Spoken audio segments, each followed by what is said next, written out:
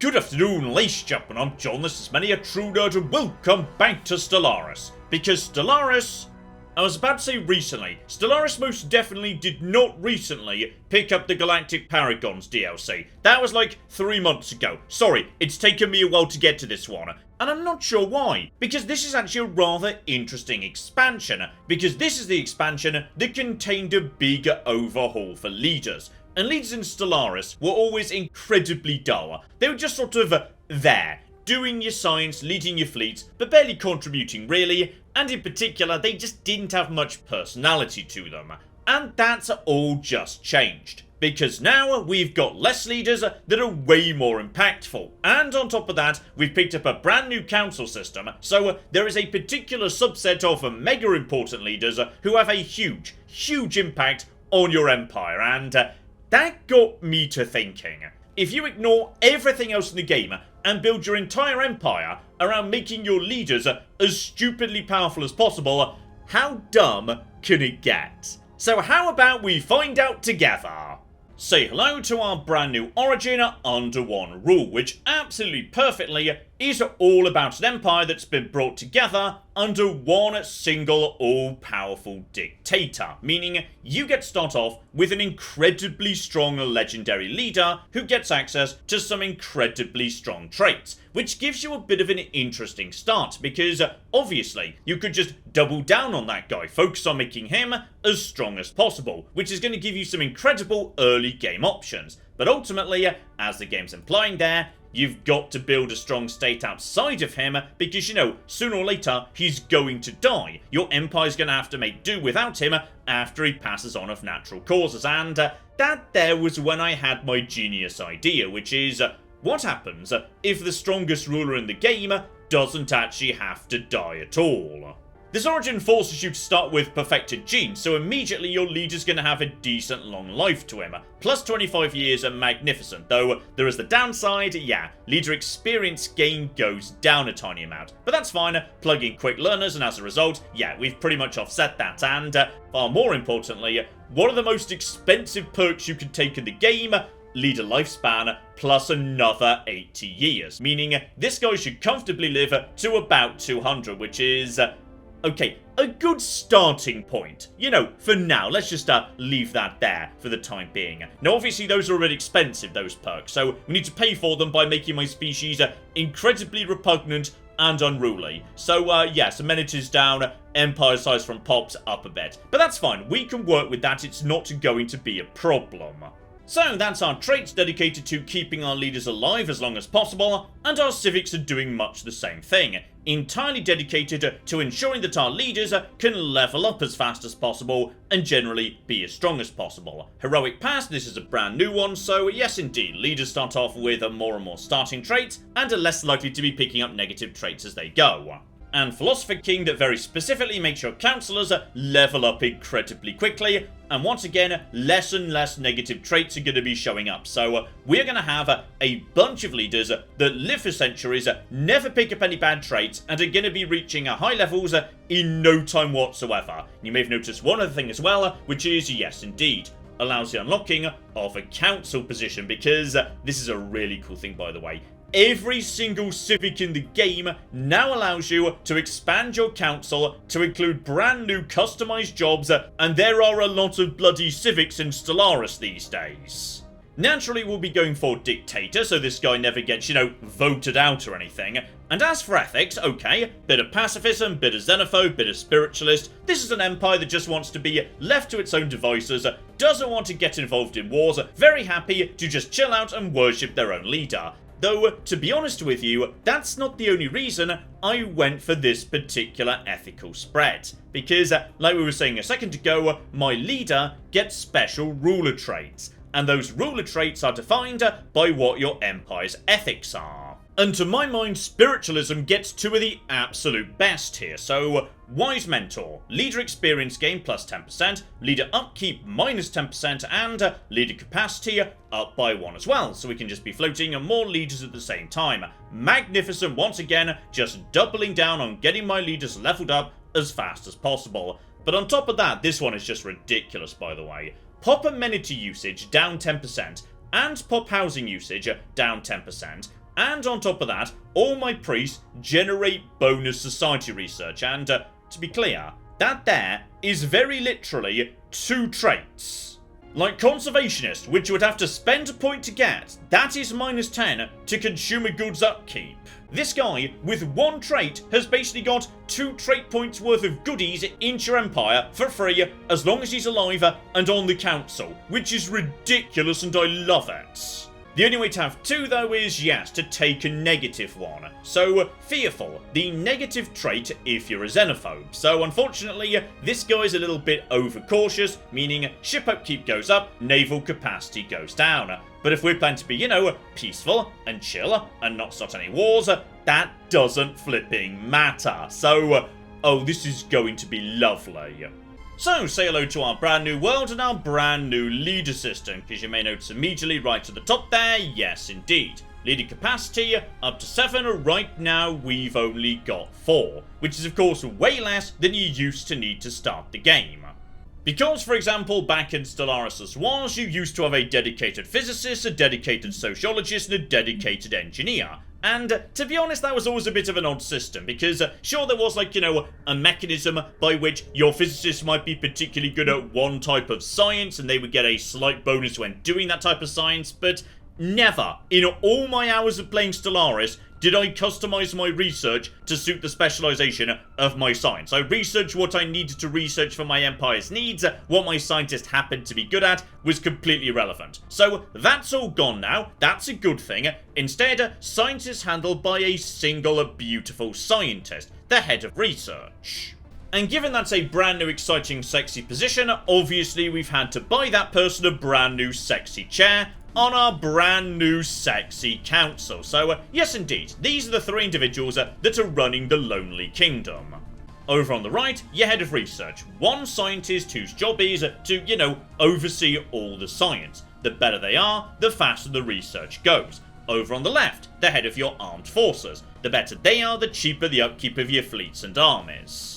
And you may notice straight away, right now these individuals are not that special. Okay, level 1, no particularly interesting perks, nothing of that nature whatsoever. But then we come to our leader, in my case, High King Solus the Mighty, who starts off at level 4, and straight away, the lad is swimming in perks. So because he is the great legendary destined ruler, sent down from on a high to rule over us, he gets another bloody 40 years, which is absolutely cocking magnificent. He has also apparently just picked up at random logistic understanding. So, okay, ship and army upkeep down a little bit more. Not the best pick for our empire, but don't worry. There's plenty of space for this guy to grow yet, and obviously, he starts immediately at level 4, meaning he's giving me like a 40 to edicts and reducing pop amenity usage by almost 10%. So it's the first moment of the game, and this guy is having a huge impact on the empire. The other council slots, however, are not currently open, and this is where we could put the sexy specialized stuff. So I'd say that's probably what we need to do immediately, because this is the other thing the council do. They basically sit around and plan agendas. At the start of every game, every empire seems to start with infinite opportunities. So, okay, while it's being planned, plus 4% happiness for everybody. When it's done in a couple of years, that will give 10% happiness to everyone for 10 years. But we don't need happiness. We've got High King Solus. Everybody's thrilled.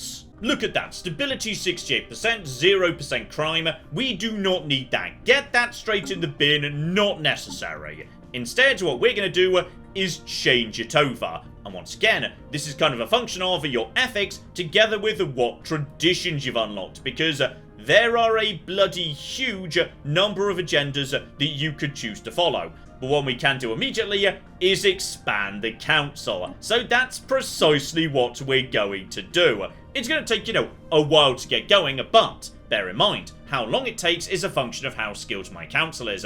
And my council is going to get a lot more skilled in a bloody hurry. Wise Mentor plus 10%, Quick Learners 10%, Philosopher King plus 20%. These individuals, oh yeah, they're going to be high level in no time.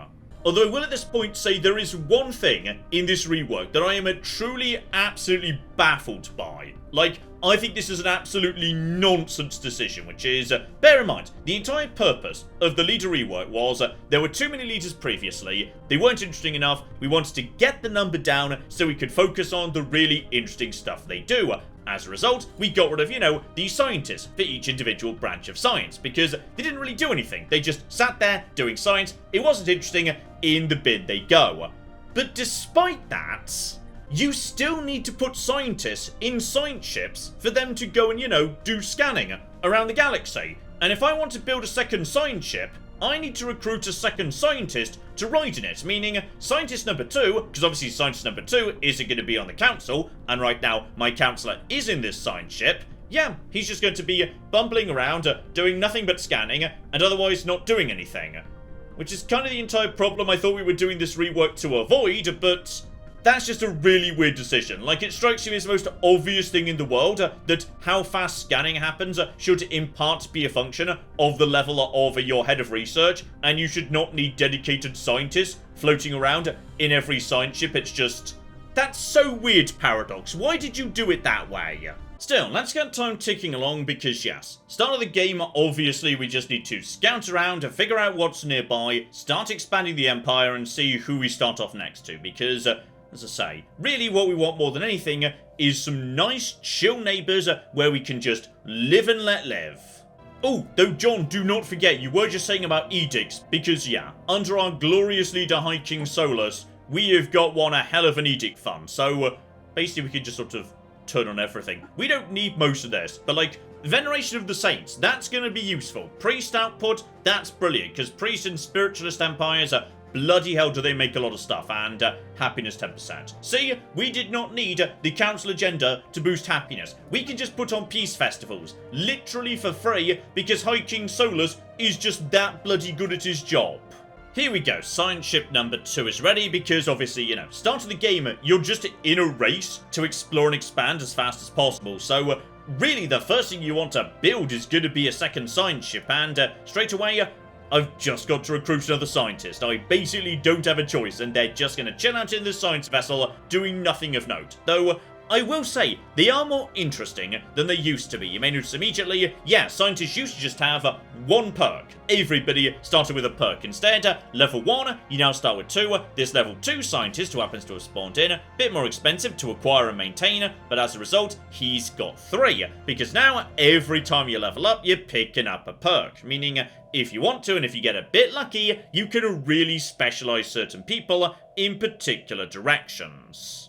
But what you might want to be really looking out for is, yeah, the perks marked with a little crown down here, because those are your councillor perks. Normal perks just affect you when you're doing, like, your day-to-day job, whether it be governor, in a science ship, overseeing research, but the crown stuff, that tends to be powerful perks that only come into play if this individual is on the council. And seriously, some of them are bloody good. So if this guy was on the council, straight away, edict fund would be up another 15, and upkeeping edicts would be 10% cheaper as well. So, I mean, to be honest, I'm kind of tempted just to, immediately hire this guy and put him straight on the council. Especially as my current head of research, their starting perks are in fact, yes, anomaly research speed and archaeological excavation. So, as a result of that, they're not actually really that well suited to being my head of research. So okay buddy, you are going to be in my brand new science ship, absolutely, and the game even flags that this person exists because they're way more important than they used to be. But bad news because yes, you buddy are getting immediately flipping replaced, meaning, okay, so the edicts are going to start getting dumb cheap at this point, and oh bloody hell, right, we need to get some more edicts on in a hurry, because we have literally got all of them on, and like half the edict fund is still available. And I was just looking over at the other side, and okay, so for our military position, there is a general here who fascinatingly is, yes, a pacifist general, absolutely spectacular. He's a bit too expensive for me to get right now because he starts at level 3, but he does have a politician. Councillor experience gain plus another 10%. So, okay, I kind of feel like potentially we might want to have this guy as our general on board immediately. So yeah, give it a couple of months, we'll have enough unity to get him on board, then possibly we might fire you, to be honest, sorry. And speaking of unity, okay, tradition. So straight away, that's going to give us, yeah, a brand new agenda, chart the stars, and a brand new edict, map the stars. And okay, we're having discovery on this particular occasion. That seems very, very useful indeed. Like, I pretty much always start with discovery these days. It's just a really good tree. But yeah, what I really like about the agenda system is it takes years to actually launch an agenda item. And, oh, speaking of which, hang on, we've got some business of High King Solus to deal with. Because apparently he may have made some political promises while he was, you know, centralizing all power around himself. So, we made some promises about, yes, controlling systems and colonizing planets, etc., together with signing defensive pacts. After 40 years, my leader's mega trait will get better for every 15 points of progress I make in that direction. So, okay, fascinating. Oh, and here we go. My brand new head of research, who I then, you know, decided to assign to also be in a science ship because, okay, someone had to be in the science ship. But actually thinking about it, hang on. Just to be clear, my head of research needs to be on the council, and also out in space in a science ship doing all the scanning, and also overseeing the technological evolution of my entire people. And while you're doing that over on this side, what precisely, Mr. Wellen, are you doing? Because I can't help but notice that, yes, we basically don't really have much of a fleet or an army right now. You're just sort of sitting here, drinking all the coffee, not really contributing anything. Like, head of research, now she's getting some stuff done. What the cock are you doing? But yes, getting back to the head of research, presumably you're going to level up nice and fast. For the simple reason that, yes, you are scanning as well as being on the council. And immediately we get to choose, okay, between 2 perks on this occasion, both of them are leveling up existing things. So, even more edicts, and also even more cheap edicts, or even more discovery chance. Screw it, go for the council perk, become even more charismatic, I love it. Oh, and bloody hell, I will take this starting location right next to me here.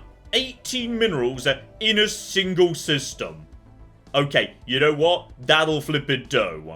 Oh, and this'll do right here. Spiritualism means we're swimming in unity. Unity means we're getting traditions fast. More traditions means more edicts. And High King Solus means literally every edict in the world gets to be on simultaneously. Seriously, this is delightfully dumb. We've got literally everything on simultaneously, and we're still not at the edict limit. I don't even need some of these. I don't need to fortify the border. That's completely unnecessary to me. Okay, and by the looks of it, yes, we've just hit 2205, and apparently my leader pool is refreshed. So, logically, that must happen every 5 years or so. So as a result of that, if I want to, I can now recruit a whole bunch of new potential individuals. Lovely.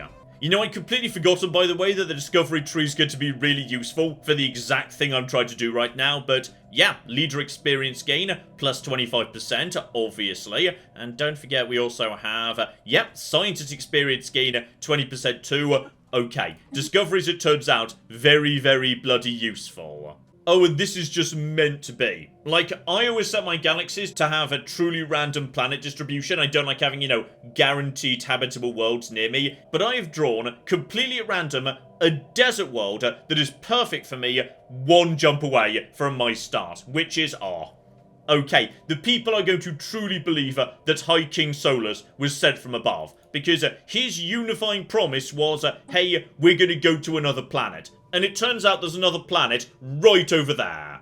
Oh, and it turns out this is just a lovely, lovely corner of space, which is, we've got a pre-FTL civilization chilling out right nearby where I'm planning to expand.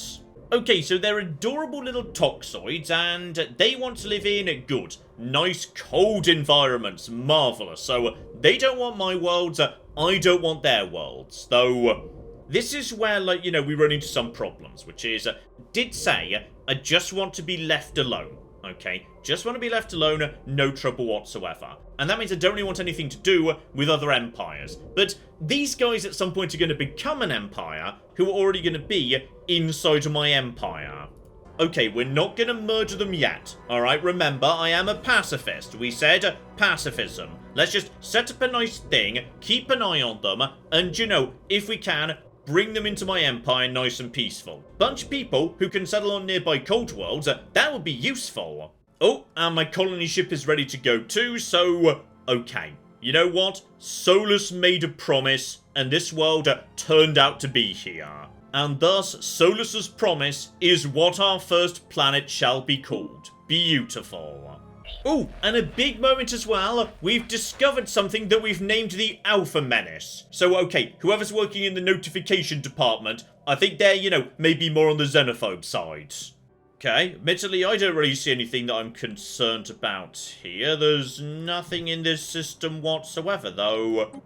Alright, right now we've literally got, you know, diplomats sitting around doing nothing. And apparently this game, diplomat and linguist are interchangeable. So screw it, get learning a new language, you stupid losers. So okay, we've already got a planet down, which means, yeah, we're already straight up to 15 points of progress and, oh, we're not even close to 40 years in. And oh, hang on, I think we figured out who we were supposed to be looking for here. Right, can confirm there definitely are some aliens nearby. Got it. Probably someone lives up in this direction. Gotcha. Depending on where they are and who they are, yeah, we might want to try and rush to... Oh! Okay, that's not what I was expecting. So, we've run into the Keepers of Knowledge. Don't mess with them, because yes, they've got like floating cities and also death ships. Oh, and they're not going to like us very much because they're materialist and we're spiritualist. So, okay, they stay over there, we stay over here. This is actually a really good neighbor for me, because if you don't mess with these guys, they won't mess with you either. Okay, so they're down in this direction somewhere. Good. That means probably we can take a whole bunch of land over here and no one else is going to be racing us for it. And at some point, someone also saw something over here. May or may not be, yeah, from these guys. Though, no, if it was, we'd know about it already. So, okay, someone else is somewhere nearby too. We've definitely got two neighbours, but right now we know nothing about them. Okay, 2209, not the fastest, but traditions in Discovery get wrapped up, and we get an Ascension perk. Oh, and not one I'd normally go to, but... leader capacity up and leader experience gain. Do it, let's flip it go. Hilariously, my head of research is, yes, absolutely going to beat my Minister of Defense up to, you know, level 4. Despite the fact you started at level 3 and you at level 1. So, okay, under this new system, scientists gain a lot of experience very fast. Oh, and I'd quite forgotten about campaigns. Alright, screw it. Education campaign, let's go. And as for my friends down on the planet below, okay, who are going to discover me sooner or later, so we could just, you know, keep a very close eye on them, gaining a tiny amount of progress towards exclusive technologies, etc, etc.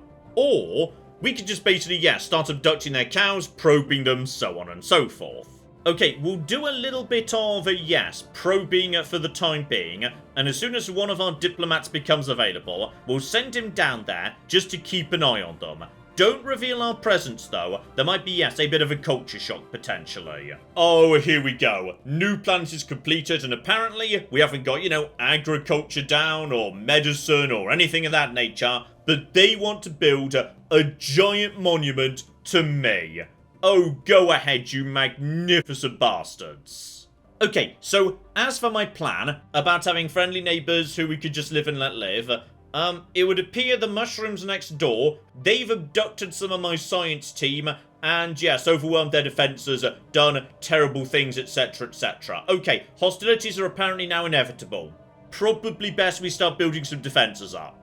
This, of course, is another slightly odd thing about the new system, where leaders are now way more important and you invest into them way more, but they're still out in science ships, which is, science ships just sometimes get blown up. Like, random first contact event, dead scientist. Run into a system that happens to have a Leviathan in it, dead scientist. Scientists just die in science vessels all the time. So, fortunately, that wasn't my head of research, so we're fine. Speaking of which, okay, you've reached an important level. You can now become a veteran, so Explorer, bonus survey speed, anomaly research, etc, etc, and a bonus unity for completing a survey. Alternatively, Analyst, so assist research, right, if we wanted you to just, you know, be hanging around next to a planet doing that nonsense, or Researcher, so Empire Effector's Counselor, research speed 7%. Okay, that one's pretty huge, actually. Yeah, get that one in play. Lovely. Because you are our dedicated science person on the council. And as for the other person, I'm pretty sure they were just like, a fairly basic, unremarkable individual. So let's just, train a new ship, hire a new scientist, don't tell them what happened to the old one, etc., etc. Oh, we may have a bigger problem, though, which is, okay, hang on. So, let's just say, yes, don't worry, my not important scientist just died. I think my more important scientist may now be in a little bit of, trouble, potentially. I think these guys might be... No, don't go... Why would you go that way? Don't go that way in an attempt to escape. Okay, we may have just walked into some very, very bad stuff here. Okay, everything's fine. Okay, whoever these dicks are, they've started expanding right at me. And they're marked in. Okay, so my plan's like, just chill out, do my own thing, don't be at war. Not worked out desperately well. Apparently we are at war. We can't even speak to them yet. They've decided to, declare war preemptively. They just kind of know we're dicks ahead of time. Right, in which case I now need to very, very slowly and carefully get my chief scientist back before they get blown up by basically everything, as it turns out. So yeah, just carefully ease you past whatever the cock these things are. Weird mining vessels and whatnot. Get you over to here, then just skirt you around the outside. Thankfully, they don't have, FTL inhibitors or anything yet. And then we'll just mosey you up in this direction. Lovely. And you can come over here and honestly, just go home. You are now officially important enough. You can just assist with research, okay? We'll send more expendable scientists to do the rest of it. In addition, deploy the fleet over to Chicada. If they want to expand any further, they're not doing it without opposition. Okay, we may be a bit, late to, protecting my science ships, because it turns out... Okay, I've got 3 ships, and they've got...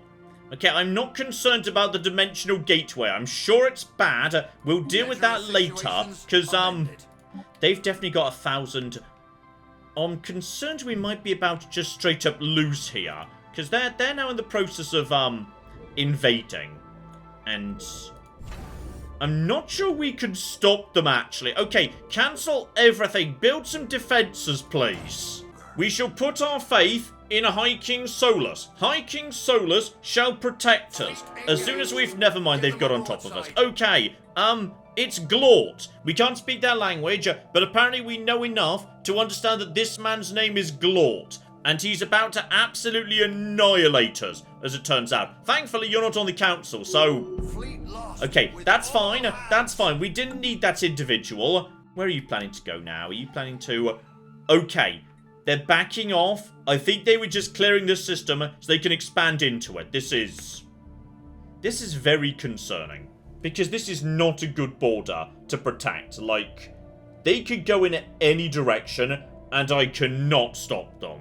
Begin upgrading everything. Alright, we defend this entry point. We defend this entry point. We defend every cocking entry point. Okay, so, we've made contact with the hive mind up north. They're not the ones we're actively at war with, but they did, yes, kind of, murder one of my scientists. So, hello, we come in peace. We really, really don't want to, have a big fight or anything, ideally.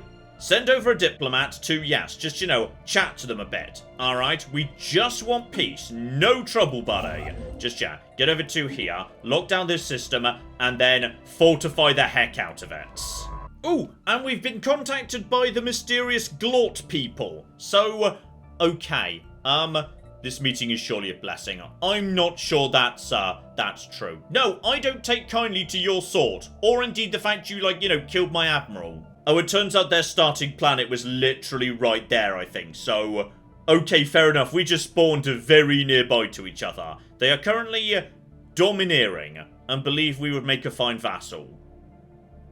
I'm gonna be honest, I'm not entirely 100% opposed to, being a vassal.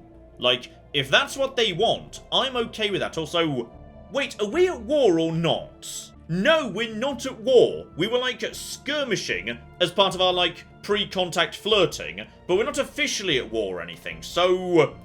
Okay, if I asked to be their subject, presumably, they would want to do that. And potentially I'm happy to do that, okay? Like, if it's that or be murdered, I am up for just working for you guys. Okay, maybe there's a deal to be done here. Oh, there is as well. They would very much welcome us becoming a vassal of some description.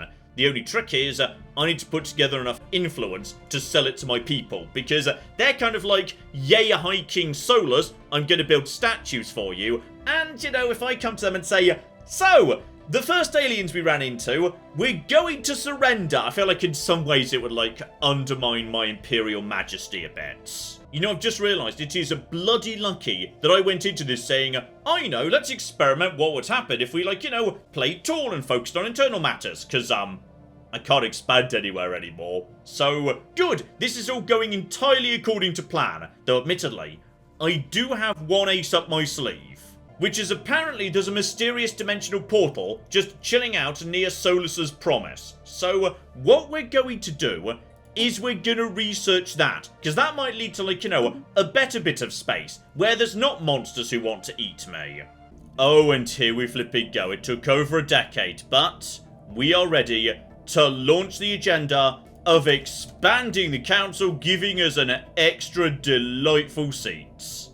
And because of my 2 civics, that means I've got 2 council positions I could set up. So, okay. Lord Chancellor attached to one of my civics, Grand Storyteller attached to the other. So, okay. Lord Chancellor is for every level of the person in this position, which can be done by anybody, council experience gain goes up by another 3%. Very tempting. The Grand Storyteller, which does appeal to me greatly more, given it's literally a Grand Storyteller, doesn't really feel quite as interesting to me, because, yeah, Ethics Attraction is just not great. Leader Experience Gain is fine, but, like, this is the same, but more, because it's just for the Council. So, yeah, we're taking Lord Chancellor. Now, we do have 2 people we could move on to the Council immediately, so yes, the Governor over on one of our worlds, who would be providing me with no benefit in terms of Council, or, yes, the other scientist I just recruited, who does come with Mining Rush. So as a result of that, okay, minerals from all mineral jobs, plus 2.5%. Honestly, not that spectacular. What else could we maybe do instead? There's another scientist down here, only level 1, but this individual can boost my leader experience and get my ships and armies a tiny bit cheaper. So basically, welcome aboard. And I'm going to be honest, yes, this kind of means we don't really need the other scientist we already had in the science vessel. So you get on with that science, McGibble. And you, buddy, are fired. Sorry.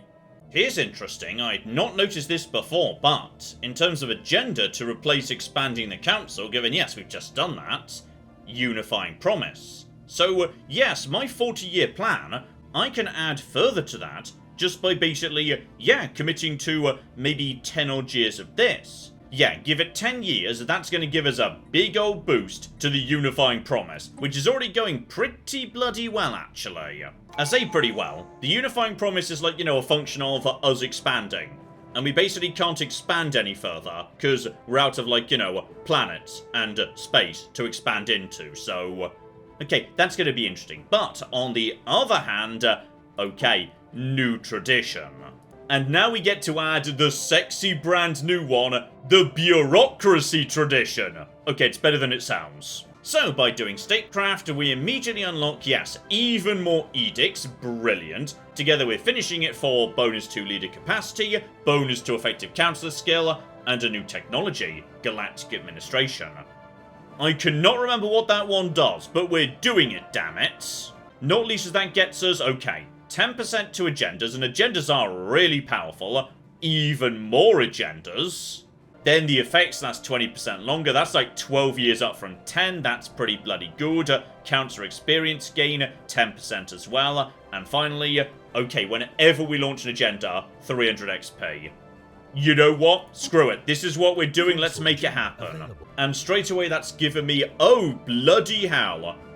Department efficiency is 20% experience gain up front, and then, once you've launched it, effective counselor skill just goes up by right. So everyone's going to act as if they were 2 levels higher than they actually are, which is, blimey, that's pretty good actually.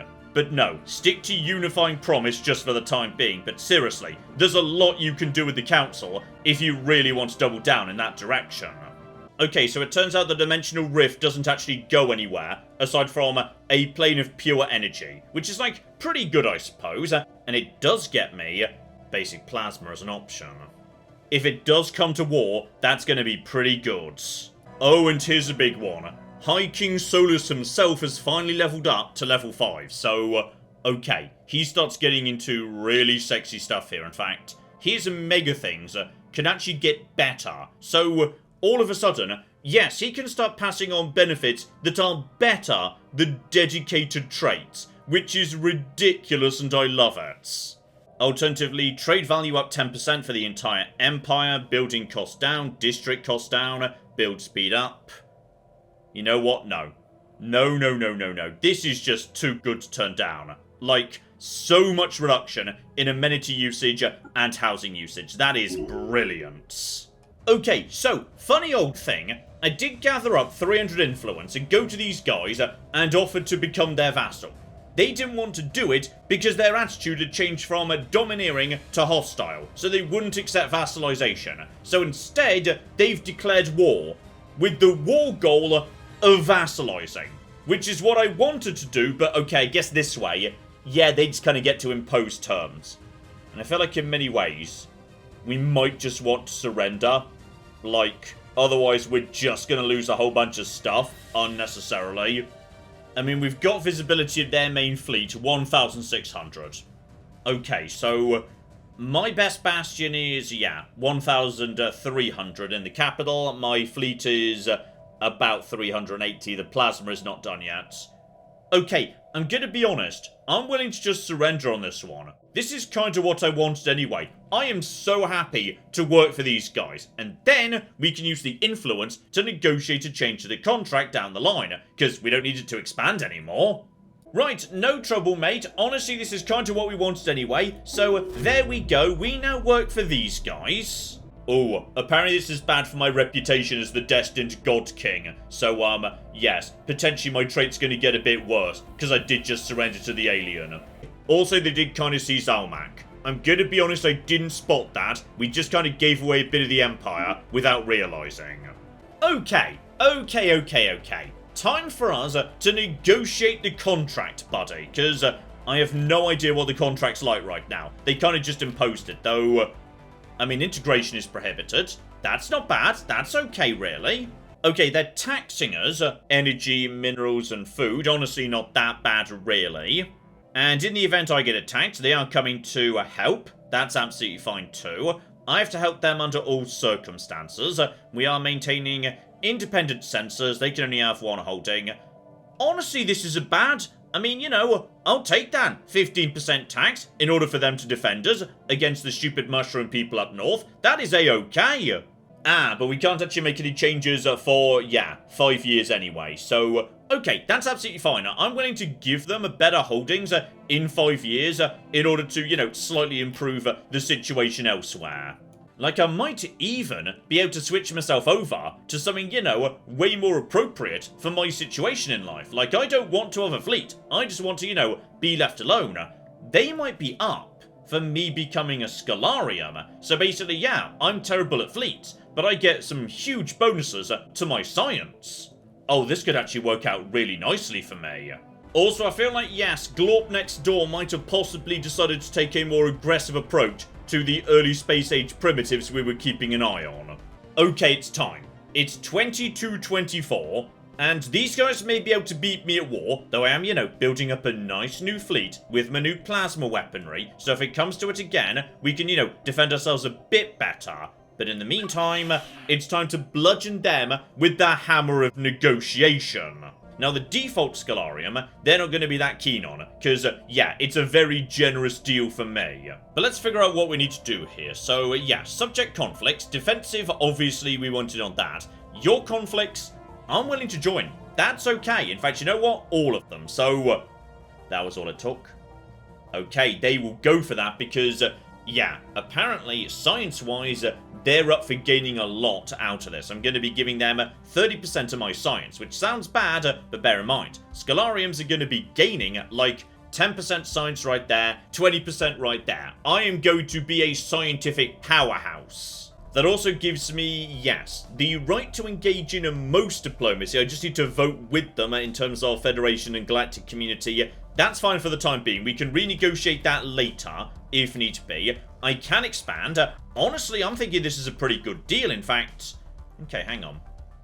Is there any chance if I went over to all and gave you some more... Oh, yeah. He is just so keen to build on my territory. He's willing to basically give me everything. Independent diplomacy. Full independent expansion. Everything is allowed. Okay, you know what? Yes. This is a good deal for me. Oh, and to celebrate this momentous moment of us turning our, sort of weird autocratic religious society into a technological hothouse for the mushrooms next door, we are ready to launch the Unifying Promise agenda. I don't know what this is going to do precisely. The starport in our colony just became a starhold. That is not what I was expecting. And you know what? Screw it. Next up, activate bureaucracy. Councillor experience gain up another 20%. Brilliant. Oh, here's unexpected, by the way, which is, okay. So, those guys who were just conquered by my mushroom glorpy friends, they've now revolted. Though I suspect... And I'm gonna be honest, it's not bad. It's not a bad fleet, it's basically as good as mine. I know technically I'm in on this war, but I don't want to be, okay? This is like, you know, not entirely, oh, you stupid fools. If you do, you're walking straight into my mysterious starhold. Seriously, I don't know why I got a starhold, but I got a starhold as a result of my agenda. Apparently we just built a starhold. Okay, I've got a decent fleet up here. I've got a really good starhold down here. They're not coming in to my territory, and looks like they don't want to try either. Okay, they're going over here. Honestly, I'm willing to just stand back and let this happen. Oh, but this is interesting. Hang on. Hang on. This system, I've got claims on it already automatically, because it used to belong to me. But now it's gone, yes, over to them, then declared independence, meaning I've already got a claim on it. When this war's over, are they maybe going to hand Almac back to me?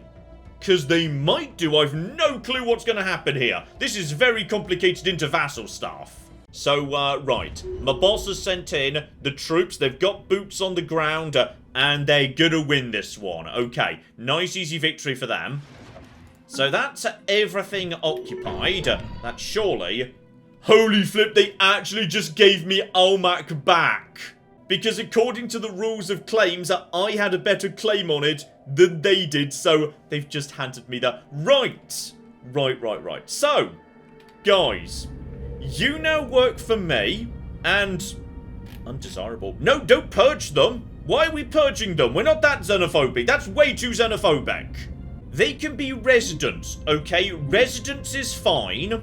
And this is precisely what we needed, okay? Because now...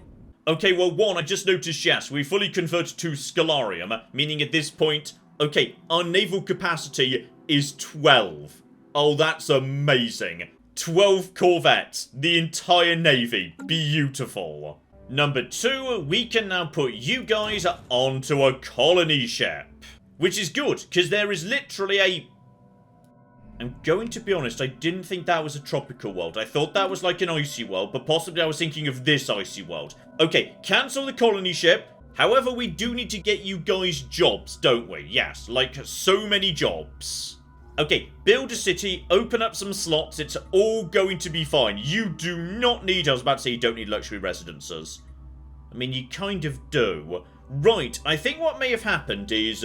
my boss moved in and, like, destroyed everything and, like, made all these people slaves and undesirables, and as a result they didn't need housing. But now I've come in and given them, like, some rights back. Not many, but some. That means they now get more housing, meaning there's now nowhere near enough. And, okay, this is all gonna be fine. We're gonna figure this out.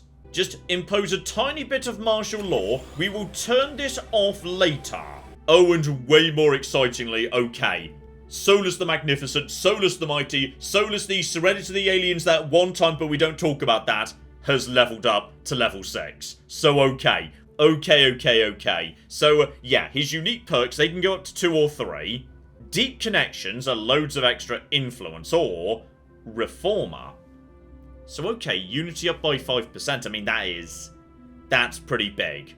I won't deny, that's pretty good. So, yeah, you can have Reformer 1 right there, that's a council perk too. So, okay, this guy is ludicrously good right now. And he's only 53. He's probably going to live for another 200 years yet.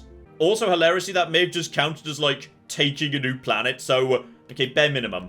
We need to get another 2 points towards his magical destiny traits. The slight problem being, okay, there's nowhere for us to expand. Okay, this is a weird bit of space. We literally can't expand through here. It's all dead ends. At least I think it is. Oh, hang on. It might not be. Hang on. Hang on. You, buddy, just get over here and have a bit of an explore, if you'd be so kind. Ooh, here's interesting. Sorry, I kind of forgot that part of the point of Galactic Paragons was there were Paragons who were just floating around space and sometimes they come and find you, depending on, like, you know, your ethics and whatnot. So, right.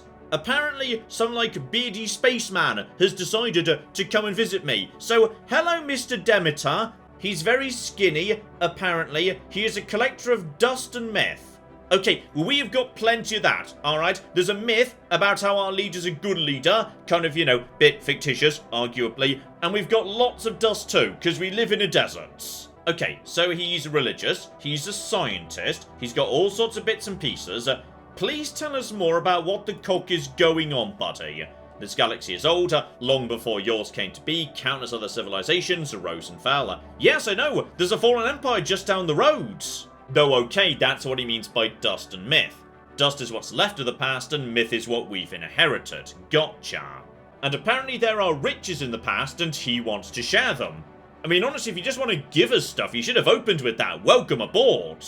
Though, curiously, yes, he definitely wants to be put on a science ship, because, okay, if he does an anomaly, he gains a giant pile of science equal to 1 month's science, which is lovely. And yes, as I suspected, beyond my friend Plorg, we actually do have more territory. The problem is, yeah, these guys have expanded in this direction, so there's not going to be much around here. Go here, survey this, and see if maybe it's going to cost a lot. John, we're floating like 600 influence. We might be able to start expanding again, like the far side of our overlords. It's going to be tricky to do, but like, it's the only place we can expand to. Okay, so, here's the fascinating situation, which is, we know we can't go past Jess, the terrifying plant people, up north, and nothing we can do to them, fully aware of that, but yes, having gone all the way to the far side of the people of Plorg, unfortunately, somebody lives down here too. We don't know who it is, but what we can do is just lock down one tiny system. Here we go, for 780 coking influence, we can go up here to Ishuak. And I've got a very particular reason why I'm going to do that right now. One, now I am here, it's going to be much cheaper to expand elsewhere in this bit of the world. And two, the deal I've got with my boss says if I start any war, they're obliged to join it. So if I start a war over here, when I've got this tiny bit of land, and, you know, the rest of me is way over here, well, can't help but notice that basically any meaningful warfare is going to happen between my boss and these dicks. Also, I can't help but notice we've not even managed to make it back up to 15 points for my magical destiny trait. So, what we're going to do is we're going to send our friends, who have chilled out a lot, by the way. They're going to go and live on the tropical world. They're not going to like it, but a world is a world. It's going to count for a few points for, you know, my destiny traits. And better, we've wrapped up statecraft. And given our new position as a Scholarium, okay, technological ascendancy, let's go. And here we go. It's been 40 long years, but we have finally managed to completely fail to live up to our potential. We delivered on every promise and the expectation of our citizens, so bonus 10% happiness. I feel like that was not worth the trouble. In fact, yes, we've done so badly thanks to the surrender, me being Councillor is currently reducing stability and unity. Oh, this is amazing. And we finally made contact with these dicks, who I was hoping to, yes, expand into, though they also don't go anywhere, because they just go, oh bloody hell. This is the dumbest galaxy generation I've ever seen. Everywhere I go, it's non-stop dead ends. And I'm not allowed to lay claims on them. That's the thing I'm not allowed to do, because if I do, then it's an offensive war, and I'm a pacifist, so okay, well this is just an absolute disaster around. Okay, what we're gonna do instead is basically like, yeah, moon them, insult them, yep, toss insults at them, basically screw you, send a diplomat to make them hate us more, I want them to attack me. Anything I can do to bait them to attack us, because when they attack us, it's a defensive war. When it's a defensive war, I can lay claims, and then my master can go in, smash them, and I get the territory. Also, I'm pretty sure I picked up the tech for, yes, 1 bonus civic at one point, so, okay, 1 civic means, well actually, you know what? That means a lot more than it used to, because at some point, we're going to get the council up to 5, and that means a whole new job, and that means, bloody hell, any of these, like, you know, the council position listed right here, could be a council position I have, which is, okay, this is my favourite bit. The fact that civics generate unique council positions, that's amazing. And this one seems kind of relevant, so I can build vaults of knowledge that make unity, and also leader experience gain, based on destiny traits. I'm assuming that's what Solus has, so that's we're flipping having. Oh, and flip me, that just reset the council. So if I want to, I can go straight over to Keeper of Vaults instead of Lord Chancellor. So, okay, that there is, yeah, Councillor experience. This would be leader upkeep and leader cost.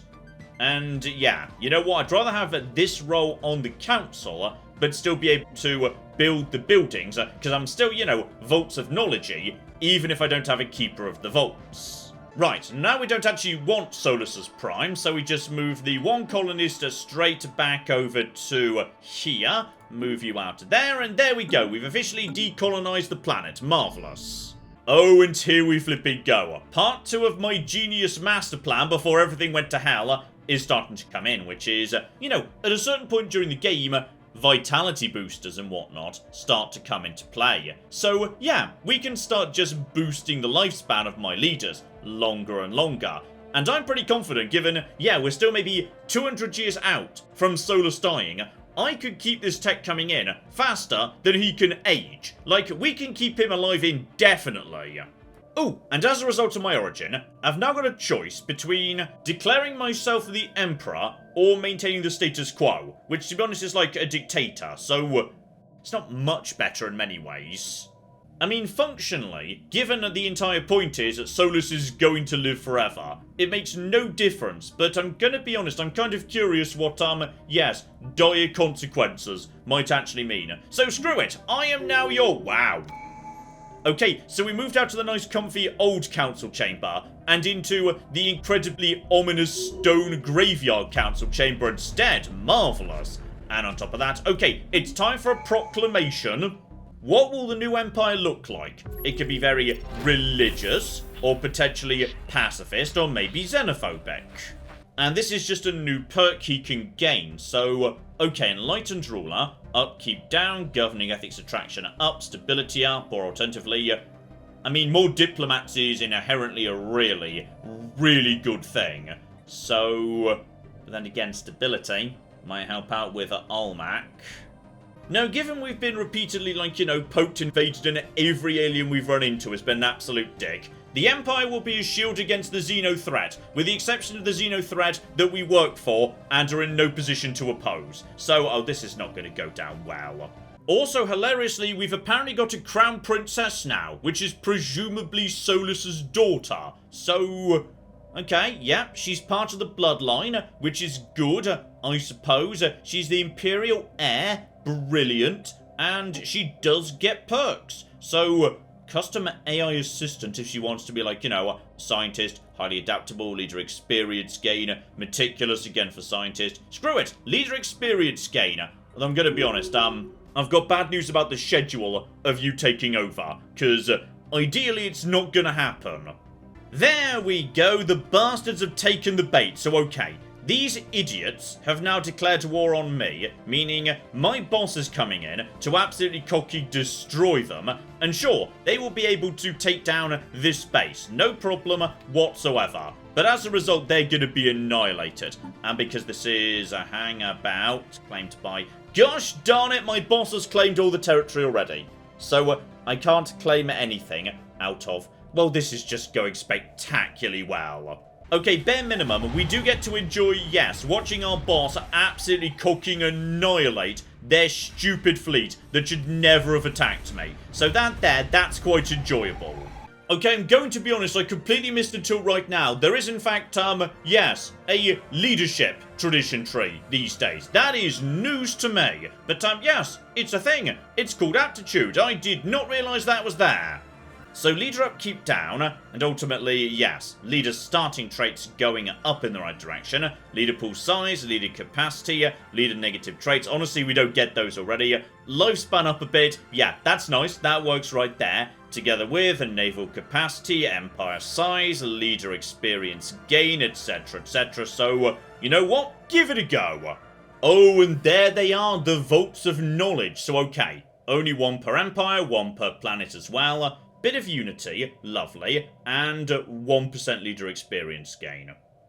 Honestly, I'm underwhelmed, but I'm guessing that gets better when, you know, the leaders get better. Meanwhile, apparently my boss got bored of waging the war I started and ended on a status quo, meaning as a result, he gave away Ishiuk, which I spent 800 influence to acquire, so, oh, this is just going spectacularly well.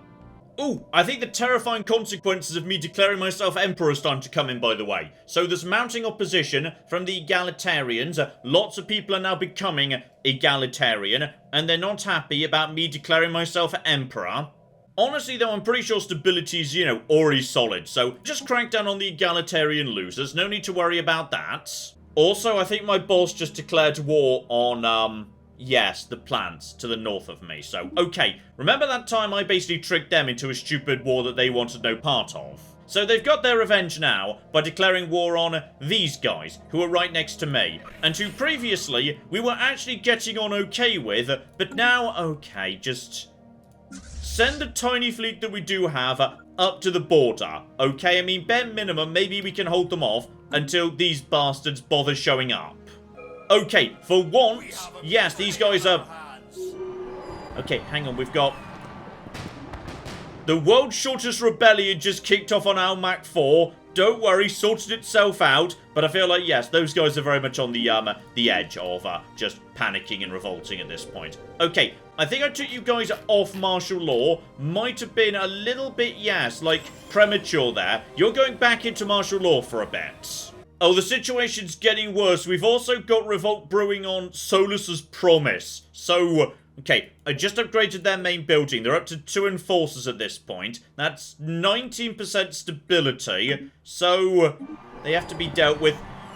Okay, a lot of rebellions being put down very quickly. I think people are, yeah, teetering right on the edge of rebellion here. We're just about holding on. Oh, but hello, Saxane. Can't help but notice that, yes, up north are these stupid mushroom people who killed my scientists back in the day. I think possibly they started the war, or...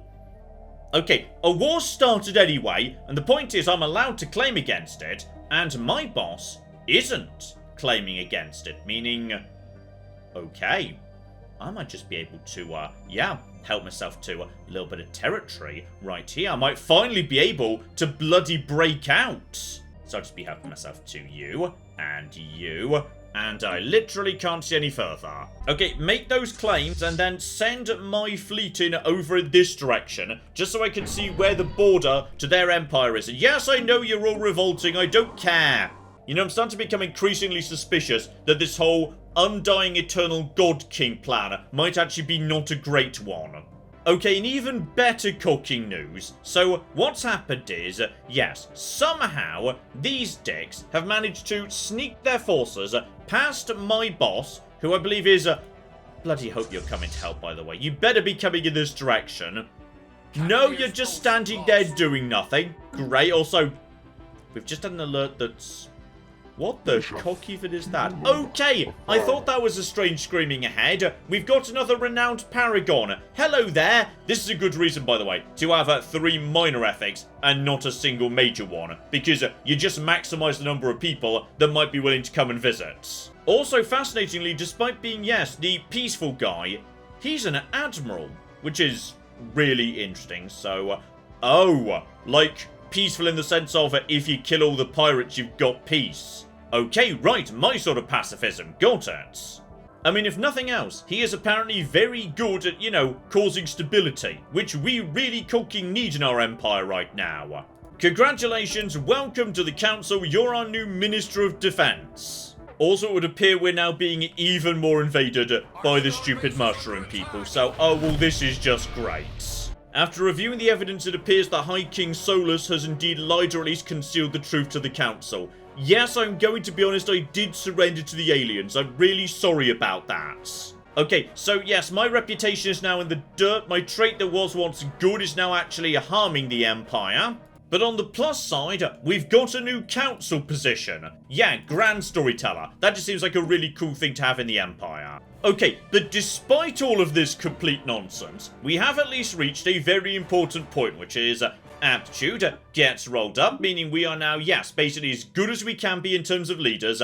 And on top of that, I was about to give a really big important speech about how, you know, just extending life is one thing, but obviously what we really need to do is make Solus the Incompetent live forever by encasing his brain inside a body of steel. And if we convert the entire population into synthetic androids, then he can never die. He could just stay forever, and his amazing mega perk can just, you know, lead us into eternity. And then I realised, one, I forgot to invest in robotics, so we don't know how to make robots yet, but honestly that just feels, you know, highly appropriate for the rule of Solus the Incompetent. And two, I'm not sure we actually want Solus to live forever. Like, this is the worst thing that could possibly happen. Like, we're already pretty much condemned to another 2 centuries of this, and he's actively hurting unity and stability in the Empire. I think I'm looking at this problem backwards. We don't need to make sure Solus lives forever. We need to make sure he dies. Like, as soon as fucking possible. I was thinking of just putting him in a science ship and sending him on his way, but no, that's not allowed. He's going to refuse to go in the science ship. Oh, and I literally can't just reform the government out of this, because, as it turns out, yes, under the one rule origin, would you believe there's only one rule? So, we can't even, like, you know, reform the government into dictatorial. Okay, even if we don't give him a body of steel that will never age and never die, he is still going to be here for maybe another 2 centuries. And I'm not sure the Empire is going to survive it. Oh, this has turned into a nightmare. Oh, speaking of which, the mushrooms are back. They've now decided to attack the capital, so... Okay, this is how it ends, is it? The supposed greatest leader in the galaxy is now just going to be, yes, bombed to death inside his palace. Just sending... Oh, bloody hell, he's brought troops with him. He's brought actual landing troops with him. Okay, just out of interest. What do we have in terms of... Okay, we've got one hell of a garrison. I do not know how on earth we've got this much garrison, but we've got a lot of garrison. Oh, though on the other hand, I think that might be... Oh, that was our head of research who was inside that science ship that just got blown up. So that's sad. Private procession, chant for their soul, set up a foundation in their name. Yeah, set up a foundation in their name, because, I'm gonna be honest, a lot of people are gonna be needing, like, you know, some form of a charitable foundation very, very soon indeed. That's kind of cool, though, that yes, if a significantly high-up leader dies, there is, like, a proper death event for them to mark that they were way more significant to the Empire. That's kind of cool. And presumably your next move is going to be... Yeah. Okay, Azan's Crucible is now being bombarded. I've not got a fleet anymore, by the way, and, okay. Can't help but notice you don't seem to be helping out with this. Ah, because you're currently busy bombing their homeworld. Got it, I see. I'd really like this war to end, like, about now. Like, if this war could end pretty soon, that would be great. Because right now they've not occupied this world. And until they occupy it, they don't get anything. So... it's gonna take them some time to, like, you know, bomb their way through all of my troops. Like, Solus is willing to put a lot of bodies between the aliens and him. Alright, some of you may die, but that is a sacrifice Solus is willing to make. Oh, and flip me just the nick of time. So, okay. A peace deal has been made.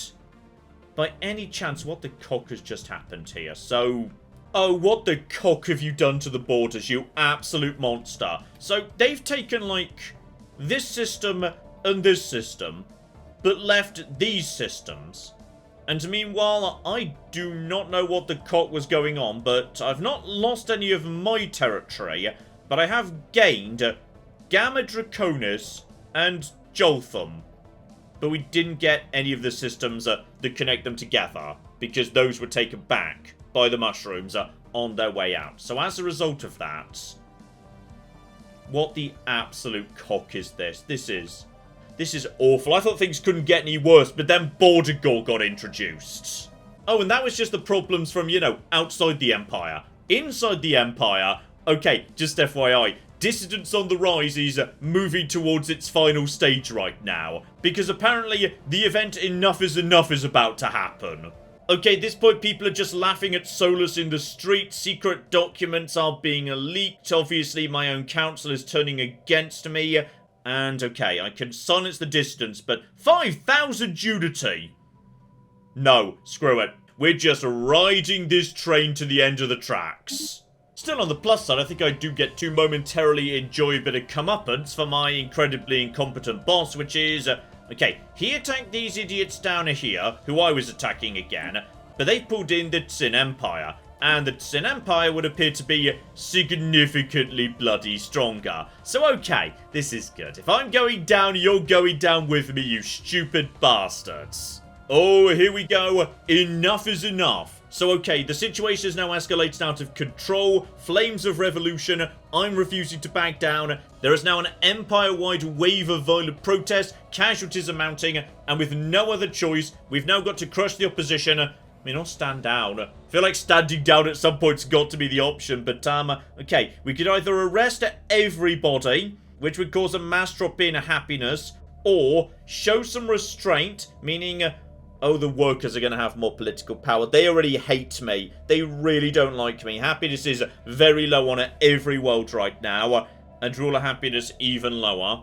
Or we start executing literally everybody. I mean, it's kind of one pop. One pop doesn't really matter that much, to be honest. I mean, we're on the verge of an overcrowded crisis already.